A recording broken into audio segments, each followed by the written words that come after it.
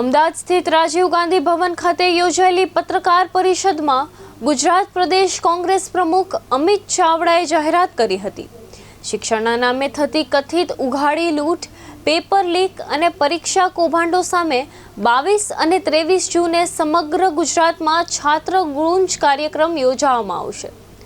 રાજ્યના તમામ જિલ્લા મથકો પર પ્રેસ કોન્ફરન્સ યોજી વિદ્યાર્થીઓના પ્રશ્નો, સૂચનાઓ અને ફરિયાદોના વાચા આપવામાં આવશે તેમજ શિક્ષણ વ્યવસ્થામાં સુધારો અને પારદર્શિતાની માંગ ઉઠાવવામાં આવશે। આનાથી એક પેપર લીક થાય, પરીક્ષા રદ થાય તો પરિવારોને ખૂબ મોટું આર્થિક નુકસાન થાય છે।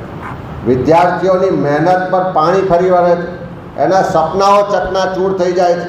એ વિદ્યાર્થી નિરાશ થાય છે, હતાશ થાય છે।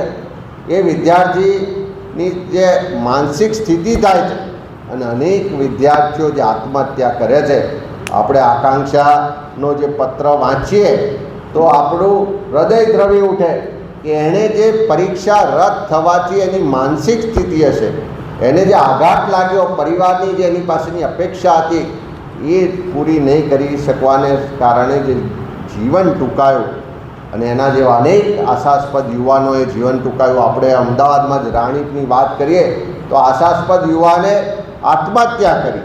એની પાછળ પણ ક્યાંક ને ક્યાંક આ નીટની પરીક્ષા જે રદ થઈ એના માટેની જે માનસિક સ્થિતિ વિદ્યાર્થીઓની થાય છે જવાબદાર છે। આખા દેશમાં અલગ અલગ પરીક્ષાઓ યોજાય છે। એ એસએસસી હોય, યુપીએસસી હોય, આરઆરબી હોય, જી હોય, નીટ હોય, આવી મુખ્ય 5 પરીક્ષાઓનો જ ખર્ચ જોઈએ તો આ 5 પરીક્ષાઓનો ખર્ચ લગભગ 3.5 લાખ કરોડ રૂપિયા થવા જાય। એની પાછળ જે લાખો વિદ્યાર્થીઓની મહેનત છે, ખર્ચ છે, એનો અંદાજ આપણે કાઢીએ તો 3.5 લાખ કરોડ રૂપિયા થાય। આ દેશના શિક્ષણ માટેનું જે બજેટ છે એનાથી આ ખર્ચ લગભગ 3 ગણો છે।